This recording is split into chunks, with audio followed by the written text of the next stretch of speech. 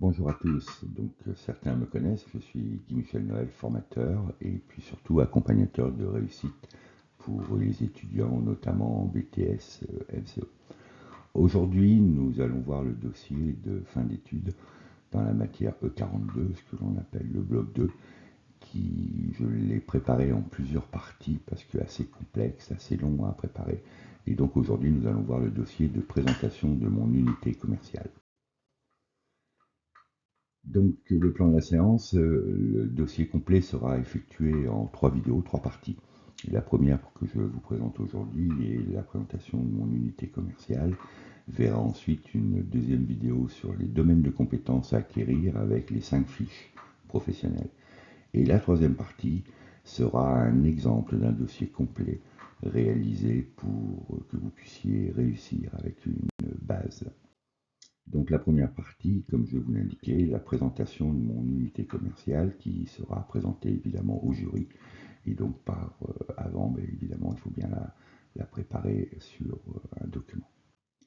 Les 7 étapes de la présentation sont configurées comme celle-ci.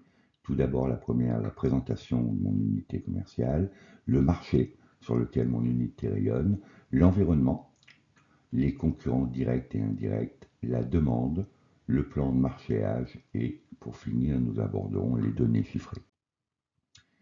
La première étape, la présentation de mon unité commerciale, il s'agit d'y indiquer l'histoire de votre unité commerciale. Toute entreprise a une histoire, des fondateurs qui ont créé une entreprise. Nous y indiquerons le nom et la raison sociale, l'adresse, sa forme juridique, selon si elle est sous forme de société anonyme, société en action simplifiée, entreprise unipersonnelle, responsabilité limitée ou en société à responsabilité limitée. Vous y indiquerez son capital social ainsi que tous les autres éléments qui constituent l'histoire de l'entreprise. La deuxième étape est le marché où rayonne l'unité commerciale.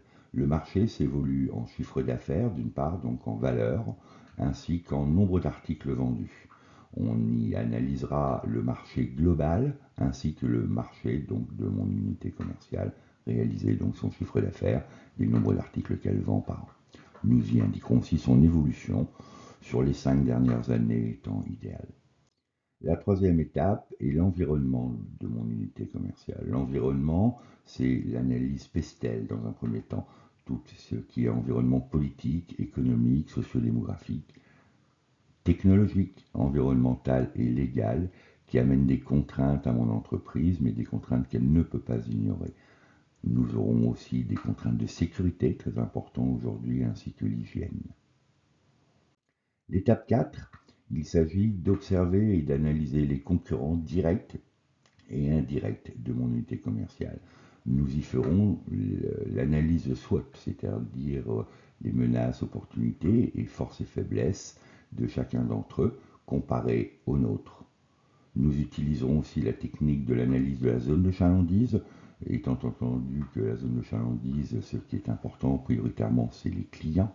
Nous nous installons sur une zone parce que nous pensons y trouver un maximum de clients et qu'ensuite, évidemment, nous y trouvons des concurrents.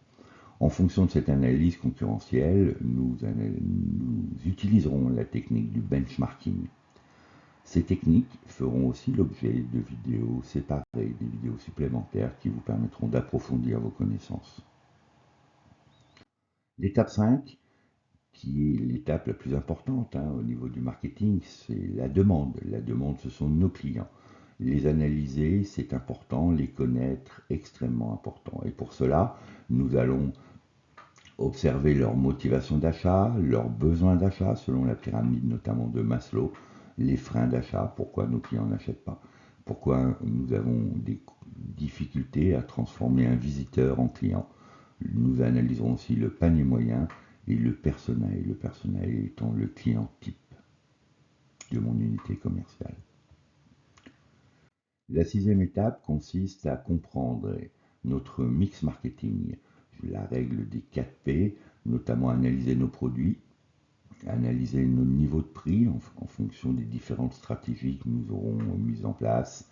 Nous analysons notre mode de communication interne et externe, nos différents outils de PLV, d'ILV, flyer, etc. Et bien évidemment, nous analyserons notre distribution. Soit nous sommes uniquement en magasin ou nous utilisons le multicanal avec la vente par Internet et autres. La septième étape, et nous ne pouvons pas passer à côté, il s'agit de recueillir les données chiffrées de mon unité commerciale.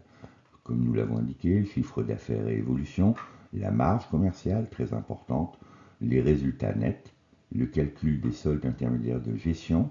Nous y analyserons aussi le bilan, donc les situations bilancielles, les volumes des produits vendus, les mesures des écarts financiers, ainsi que les ratios financiers. Toutes ces informations, ces différentes étapes, idéalement, la présentation se fait sur PowerPoint, parce que lorsque vous aurez à présenter votre dossier au jury, la présentation par PowerPoint est idéale. Vous pourrez y faire des enregistrements, y mettre des vidéos et des animations. Voilà, conseils et astuces pour réussir cette première étape de votre dossier. Je vous conseille, moi, la recherche documentaire et d'informations utiles. Menez dès le début de votre formation la recherche dont vous avez besoin sur l'entreprise, soit par le biais de votre tuteur ou bien sur Internet, on y trouve tout naturellement. Ensuite, rassemblez les informations dans votre unité commerciale. Pour cela, moi, je vous suggère de les classer et surtout aussi de penser aux éléments de preuve. Les éléments de preuve que vous mettrez à la fin dans votre dossier et nous aurons l'occasion d'y revenir dans les annexes. La troisième étape est de travailler avec méthodologie. Soyez rigoureux, prenez des dossiers séparés selon les étapes que nous avons vues précédemment et ça vous permet d'éviter d'en oublier. L'étape 4, préparez donc, comme je vous le disais, vos annexes dès maintenant. Ne pas y penser, c'est une perte de temps, c'est très chronophage de les rassembler. Donc idéalement, mettez-vous-y dès le début. Voilà, la première étape de votre dossier est maintenant finie. Donc nous aborderons dans la prochaine vidéo les 5 fiches, qui sont des fiches professionnelles en fonction des actions que vous aurez à mener. Une présentation lors de la prochaine vidéo sera faite globalement sur les fiches et après nous reviendrons fiche par fiche dans des vidéos qui suivront. Voilà, je vous remercie. Je pense que et j'espère vous accompagner le mieux possible dans votre succès, dans votre réussite. N'hésitez pas à vous abonner. Des vidéos régulières viennent compléter celles existantes déjà et je suis, n'oubliez pas, l'accompagnateur de votre réussite. À bientôt.